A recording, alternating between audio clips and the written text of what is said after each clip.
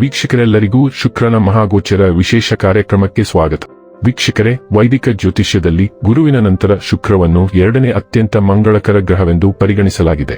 ಈ ಗ್ರಹವು ವಿಶ್ವದಲ್ಲಿ ವಾಸಿಸುವ ಎಲ್ಲಾ ಜೀವಿಗಳಿಗೆ ಯಾವಾಗಲೂ ದಯೆ ತೋರುವುದು ಎಂದು ನಂಬಲಾಗಿದೆ. ನವಗ್ರಹಗಳಲ್ಲಿ ಒಂದಾದ ಶುಕ್ರನನ್ನು ಅದೃಷ್ಟದ ಗ್ರಹ ಕರೆಯಲಾಗುತ್ತದೆ. ಜನ್ಮ ಕುಂಡಲಿಯಲ್ಲಿನ ಪ್ರೇಮ ಸಂಬಂಧಗಳ ಲೆಕ್ಕಾಚಾರ ಮಾಡುವಾಗ ಈ ಗ್ರಹವನ್ನು ಪರಿಗಣನೆಗೆ ತೆಗೆದುಕೊಳ್ಳಲಾಗುವುದು. ಆದ್ದರಿಂದ ಶುಕ್ರ ಸಂಚಾರ ಜ್ಯೋತಿಷ್ಯದಲ್ಲಿ ಪ್ರಾಮುಖ್ಯತೆ ಪಡೆದಿದೆ. ಶುಕ್ರವು ಆನಂದ ಮತ್ತು ಸೌಂದರ್ಯದ ಆಕರ್ಷಣೀಯ ಗ್ರಹವಾಗಿದೆ. ವೈದಿಕ ಜ್ಯೋತಿಷ್ಯ ಶಾಸ್ತ್ರದ ಪ್ರಕಾರ ಯಾವುದೇ ವ್ಯಕ್ತಿಯು ತನ್ನ ಜಾತಕದಲ್ಲಿ ಶುಕ್ರನ ಬಲವಾದ ಸ್ಥಾನವನ್ನು ಹೊಂದಿದ್ದಾನೆ, ಅವನ ಅಥವಾ ಅವಳ ಜೀವನದಲ್ಲಿ ಎಲ್ಲಾ ರೀತಿಯ ಐಷಾರಾಮಿ ಮತ್ತು ಭೌತಿಕ ವಸ್ತುಗಳ ಸಂತೋಷಗಳನ್ನು ಅನುಭವಿಸುತ್ತಾನೆ ಮತ್ತು ಪಡೆಯುತ್ತಾನೆ. ಆದರೆ ಜಾತಕದಲ್ಲಿ ಶುಕ್ರನ ದುರ್ಬಲ ಸ್ಥಾನವು ಪ್ರೇಮ ಸಂಬಂಧಗಳಲ್ಲಿ ವೈಫಲ್ಯ, ವೈವಾಹಿಕ ಜೀವನದಲ್ಲಿ ಅಪಶ್ರುತಿ, ಕಣ್ಣುಗಳಿಗೆ ಸಂಬಂಧಿಸಿದ ಸಮಸ್ಯೆಗಳನ್ನು ಮಾತ್ರ ನೀಡುತ್ತದೆ.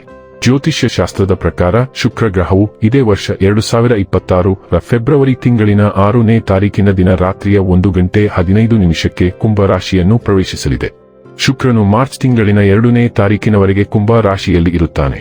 ಜ್ಯೋತಿಷ್ಯ ಶಾಸ್ತ್ರದಲ್ಲಿ ಶುಕ್ರ ಗ್ರಹವು ಹಣ, ಐಶ್ವರ್ಯ, ವೈಭವ, ಸಮೃದ್ಧಿ, ಬೌದ್ಧಿಕ ಸುಖವನ್ನು ಕರುಣಿಸುವ ಗ್ರಹ ಎಂದು ಕರೆಯಲಾಗುತ್ತದೆ.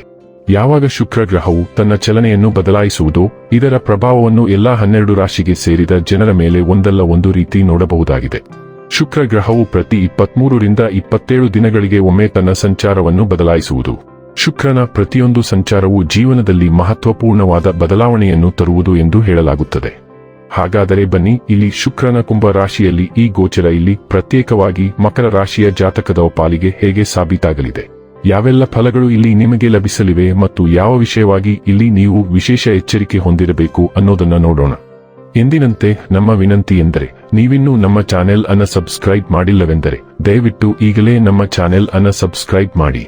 ಹಾಗೆ ನಿರಂತರ ವಿಡಿಯೋ ಅಪ್ಡೇಟ್ಸ್ಗಳಿಗಾಗಿ ತಪ್ಪದೇ ಪಕ್ಕದ ಬೆಲ್ ಐಕಾನ್ ಬಟನ್ ಕೂಡ ಕ್ಲಿಕ್ ಮಾಡಿ.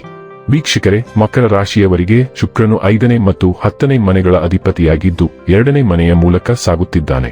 ಪರಿಣಾಮವಾಗಿ ಈ ಅವಧಿಯಲ್ಲಿ ನೀವು ನಿಮ್ಮ ಕಾರ್ಯಗಳು ಮತ್ತು ಮಾತಿನಲ್ಲಿ ಹೆಚ್ಚು ಅಭಿವ್ಯಕ್ತಿಶೀಲ, ಆತ್ಮವಿಶ್ವಾಸ ಮತ್ತು ಉತ್ಸಾಹಭರಿತರಾಗಿ ಕಾಣಿಸಬಹುದು. ನಿಮ್ಮ ಪ್ರಣಯದ ಭಾಗವು ಹೆಚ್ಚು ಎದ್ದು ಕಾಣಬಹುದು.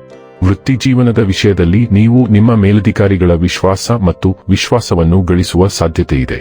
ನಿಮ್ಮ ನಿರಂತರ ಕಠಿಣ ಪರಿಶ್ರಮವನ್ನು ಗುರುತಿಸಬಹುದು. ಬಡ್ತಿ ಅಥವಾ ಮೆಚ್ಚುಗೆಯ ಸಾಧ್ಯತೆಗಳು ಹೆಚ್ಚಾಗಬಹುದು. ವ್ಯವಹಾರ ವಿಷಯಗಳಲ್ಲಿ ನೀವು ಮುನ್ನಡೆ ಸಾಧಿಸಬಹುದು ಮತ್ತು ಮುಂಚೂಣಿಯಲ್ಲಿ ನಿಲ್ಲಬಹುದು. ಈ ಸಂಚಾರದ ಸಮಯದಲ್ಲಿ ಹೆಚ್ಚಿನ ಲಾಭ ಗಳಿಸುವ ಅವಕಾಶಗಳಿವೆ. ಆರ್ಥಿಕವಾಗಿ ಈ ಅವಧಿಯು ಹಣಕಾಸಿನ ಲಾಭಗಳಿಗೆ ಅನುಕೂಲಕರವಾಗಿ ಕಾಣುತ್ತದೆ. ಹೆಚ್ಚಿದ ಆದಾಯ ಮತ್ತು ಉಳಿತಾಯದ ಬಲವಾದ ಅವಕಾಶಗಳಿವೆ ಮತ್ತು ನಿಮ್ಮ ಕೆಲವು ದೀರ್ಘಕಾಲದ ಆಸೆಗಳನ್ನು ನೀವು ಪೂರೈಸಲು ಸಾಧ್ಯವಾಗಬಹುದು.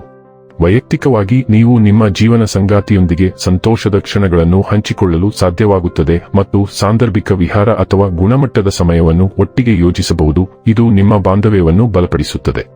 ಆರೋಗ್ಯದ ದೃಷ್ಟಿಕೋನದಿಂದ ಈ ಸಾಗಣೆಯ ಸಮಯದಲ್ಲಿ ನೀವು ಸಾಮಾನ್ಯವಾಗಿ ಸದೃಢರಾಗಿರುವ ಸಾಧ್ಯತೆಯಿದೆ. ಆದರೂ ಶೀತಗಳಂತಹ ಸಣ್ಣ ಸಮಸ್ಯೆಗಳು ನಿಮಗೆ ಸಾಂದರ್ಭಿಕವಾಗಿ ತೊಂದರೆ ನೀಡಬಹುದು.